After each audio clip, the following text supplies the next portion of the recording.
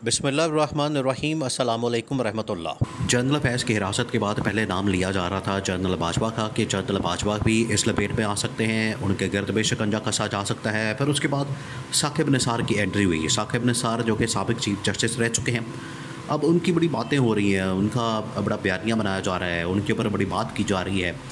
और अब बाकायदा अहम तरीन सोर्सेस के थ्रू इंफॉर्मेशन आई है साकिब निसार के मुतालिक।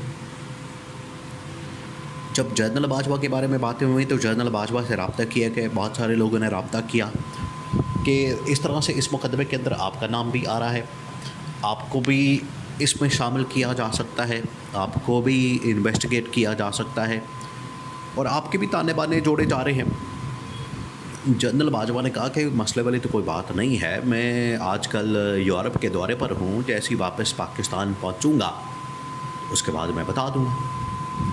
तो अब तकरीबन को 3-4 दिन हो चुके हैं कि जनरल बाजवा तो पाकिस्तान आ चुके हैं। अब साकिब निसार रह गए थे। देखिए, इनके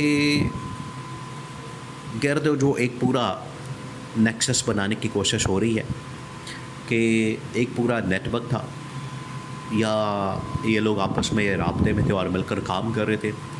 ये जो एक नेक्सस इस्टेब्लिश करने की कोशिश हो रही है, एक साजिश है, ये एक सोची समझी साजिश है और उसकी वजह से ये सारा कुछ किया जा रहा है। वो आगे बताते हैं, लेकिन पहले साकिब निसार के मुतालिक ये सुन लें कि साकिब निसार भी पाकिस्तान के अंदर आ रहे हैं और सितंबर के महीने में वो भी पाकिस्तान पहुंच जाएंगे 10-15 तारीख के दरमियान। तो अगले महीने वो भी आ जाएंगे। अब साकिब निसार जैसा आदमी जो कि कानूनदान है, जज रह चुका है और फिर उसके बाद पाकिस्तान की सबसे बड़ी पोजीशन चीफ जस्टिस की, उसके ऊपर वो रह चुका है, तो साकिब निसार जैसे कानूनदान को या चीफ जस्टिस को हाथ डालना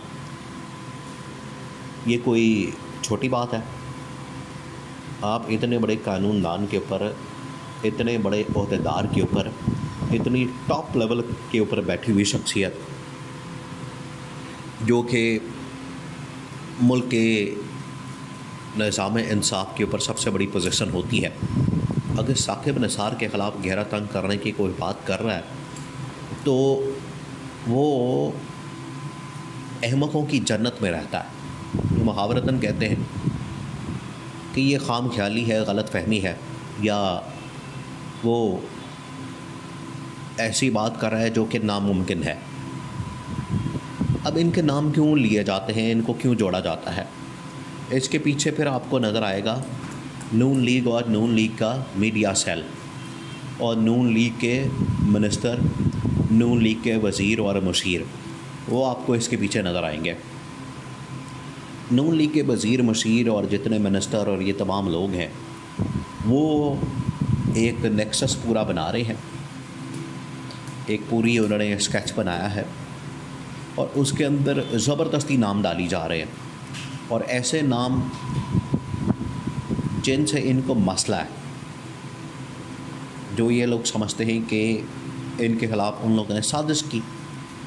अब इसमें नाम लिए जाते हैं साबिक चीफ जस्टिस साकिब निसार का, साबिक DGI जनरल फैज़ का, साबिक चीफ जस्टिस आसिफ सईद खोसा का और जनरल बाजवा का। अच्छा, ये बात यहाँ तक रुकते ही नहीं, ये पिछले 15 साल से पहले शोर मचाते रहे शुजा पाशा का। वो 3 साल वो मामला ख़त्म हुआ, फिर ये इन्होंने शोर डाल दिया जनरल ज़हीरुल इस्लाम पे, वो मामला ख़त्म हुआ, फिर इन्होंने शोर मचाना शुरू कर दिया जनरल बाजवा, जनरल फैज़ पे। फिर इन्होंने जजेस को रगड़ना शुरू कर दिया।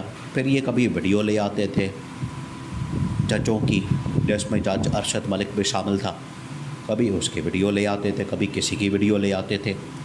तो इनकी जानिब से कोई ना कोई फ़िल्म और तमाशा लगा रहता है, कोई ना कोई फ़िल्म और तमाशा ये लगा के रखते हैं, कोई ना कोई कहानी फिट करके रखते हैं। तो ये सारा सीन ऑन किया गया, सब कुछ किया गया और करने का इनके पीछे मकसद ये होता है, इनका नून लीग वालों का, कि हमें अपना स्कोर सेटल करना, हमें इनके साथ अपनी जो दुश्मनी है, जो इन्होंने हमारे साथ किया है, वो हमने दुश्मनी निकालनी है। वो दुश्मनी निकालने के चक्कर में ये पाकिस्तान के इदारों के ऊपर हमलावर होते हैं, कभी फ़ौज के ऊपर हमलावर हो जाते हैं, कभी अदलिया के ऊपर हमलावर हो जाते हैं, कभी किसी इदारे के ऊपर हमलावर हो जाते हैं। देखिए, इनका एक पैटर्न है, इदारों को ये किस तरह से दबाव बर्बाद करते हैं, उनके ऊपर अपने लोग बैठाते हैं और बाद में उसकी तबाही फेर देते हैं।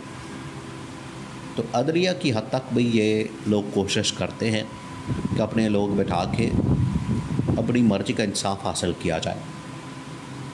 फिर इन्होंने इसी किस्म की हरकतें जो हैं पाकिस्तान की फ़ौज के साथ करने की कोशिश की।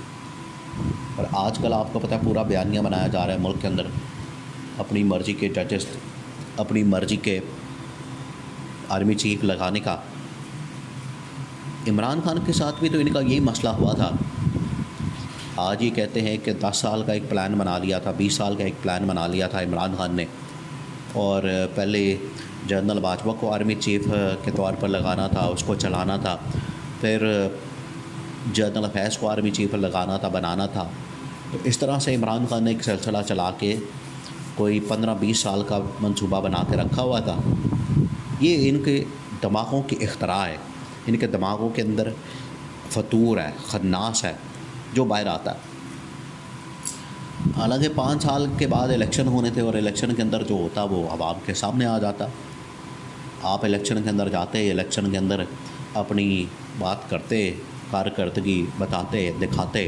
कारकर्दगी इनकी होगी तो लोगों को बताएंगे। अब पिछले 2.5 साल से इनकी क्या कारकर्दगी है कोई कारकर्दगी?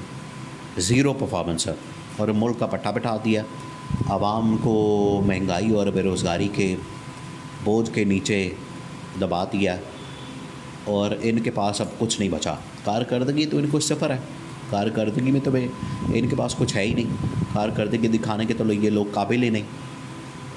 आज आके ये कारकर्दगी किसके ऊपर डालने की कोशिश करते हैं कि इदारे नाकाम हो गए। इदारे तो आपकी वजह से तबाही और बर्बादी के ऊपर पहुँचे हैं।